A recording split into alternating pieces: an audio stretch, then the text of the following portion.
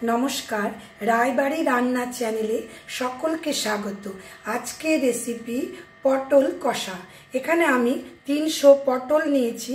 प्रथमेই पटलटाके खोसाटा एकटू एकटू रेखे देखुन केटे निয়েছি, एभाবে ছোট ছোট করে টুকরো করেছি। আর দুটো মিডিয়াম সাইজের আলুকে সেদ্ধ করে নিয়েছি আগে থেকেই। এই দুটো দিয়ে আজকের আমি রেসিপিটা বানাবো। আর কি কি নেব একটু দেখিয়ে দিই চলুন। এখানে গরম মশলা, তেজপাতা আর একটু জিরে আমি ফোড়নে দেব।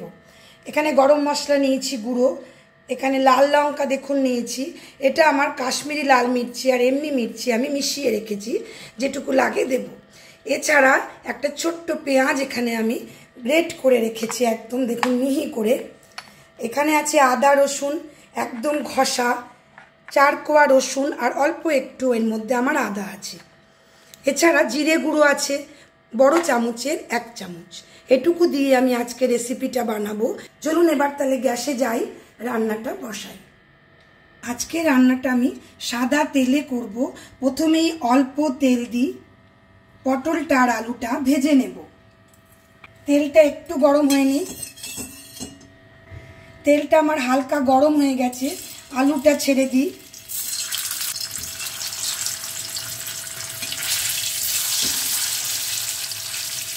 ওপর থেকে একটু হলুদ আর নুন দেব, যাতে আমাদের রংটা ধরে নেয় আলুর মধ্যে। অল্প একটু লাল মির্চি গুঁড়ো দিয়ে দিচ্ছি, যাতে আমাদের তরকারিটা দেখতে ভালো হয়, আলুর গায়ে কালারগুলো ধরে। একটু ছেড়ে দিই ফুল ফ্লেমে। সেদ্ধ আলু আমাদের এখনই হয়ে যাবে। এবারে আমি গ্যাসটা কমিয়ে দিয়ে আলুটা তুলে নিই। এটুকুই আমরা ভাজবো কেমন। ওপর থেকে এবারে পটলটা দিয়ে দিচ্ছি। খুব ভালো করে ধুয়ে নেবেন কেটে। তেল আর খুব বেশি দিচ্ছি না, কারণ পটল ভাজা তেল দিয়ে কিন্তু আমরা কষাটা বানাতে পারবো না। অল্প একটু দিয়ে দিই ওপর থেকেই। সাদা তেল বলেই কিন্তু দিতে পারছি, সর্ষের তেল হলে গরম করে তারপরে দেবেন। এটুকু তেলেই আমার হয়ে যাবে। ফ্লেম লো টু মিডিয়াম থাকবে। আবার একটু হলুদ দিয়ে দিই, নুন দিয়ে দিলাম, একটু মির্চি গুঁড়ো দিয়ে দিচ্ছি, নেড়ে দিই। এখনকার পটল কিন্তু খুব ভালো করে ভাজতে হবে আমাদের। এভাবে আমি ছেড়ে দিচ্ছি মিনিট 7-এর জন্য। ফ্লেমটা থাকবে লো টু মিডিয়াম।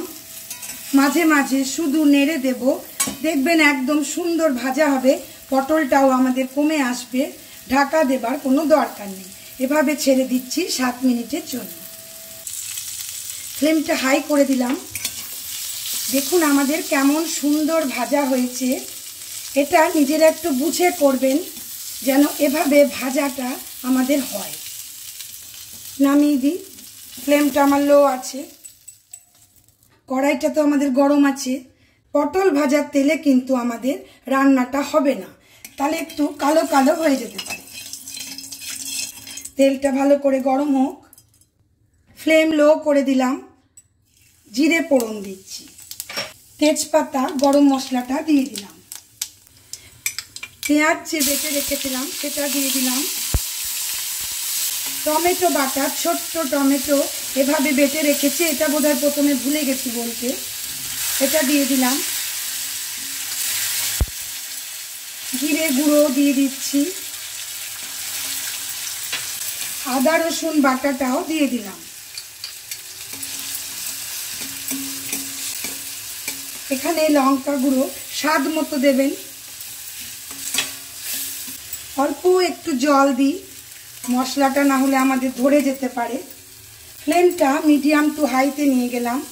হলুদ গুঁড়ো ধরুন ছোট চামচের 1/2 চামচই হলো। নুনটা আন্দাজ মতো দেবেন। ভালো করে এবারে কষাই, যতক্ষণ আমাদের একটু রং না ধরে আর বেশ পাশে তেল ভাসা না হয়। আর একটু জল দিই। Flame high. এবারে আমরা কষতে থাকি, শুধু নাড়তে থাকি।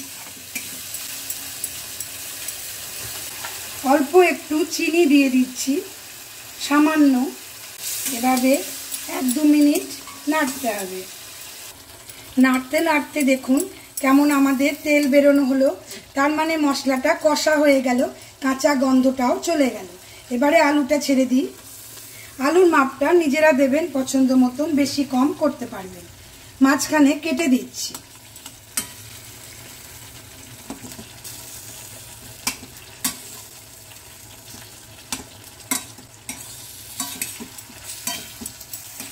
এবারে পটলটা ঢেলে দিই, ফ্লেমটা লো করে দিলাম। পটল আর আলু দিয়ে মশলা দিয়ে একটু কষুক, ফ্লেমটা লো টু মিডিয়ামে আমাদের থাকছে। ছেড়ে দিই একটুক্ষণের জন্য। এবারে আমি একটু গরম মশলা দিয়ে দিই, খুব সামান্যই দিলাম, ভালো করে নেড়ে দিই।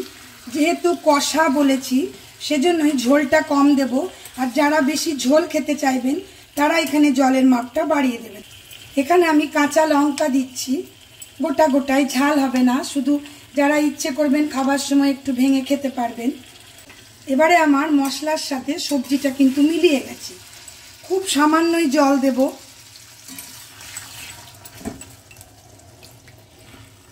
এবারে ফুটে উঠুক, তাহলেই আমাদের আজকে রেসিপিটা রেডি হয়ে যাবে। অবশ্যই ট্রাই করবেন। যদি ভালো লাগে please like, share, comment and subscribe my channel. Subscribe করে পাশে থাকা বেল আইকন অবশ্যই প্রেস করবেন নতুন নতুন রান্নার নোটিফিকেশনের জন্য। এবারে আমি ছেড়ে দিচ্ছি মিনিট খানেকের জন্য।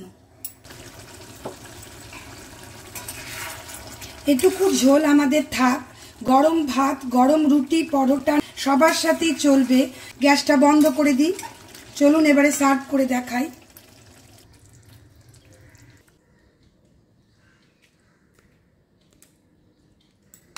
আলু পটলের রসা আমার রেডি হয়ে গেল। পটলটা কিন্তু অবশ্যই ভাজবেন। আলু পটলের তরকারি তো আমরা সবাই করতে জানি, কিন্তু একটু হাটকে হবে যদি একটু বেশি করে ভেজে নেন পটলটা। কেমন? সকলে ভালো থাকুন, সুস্থ থাকুন। আজ আমি এই পর্যন্তই। ধন্যবাদ।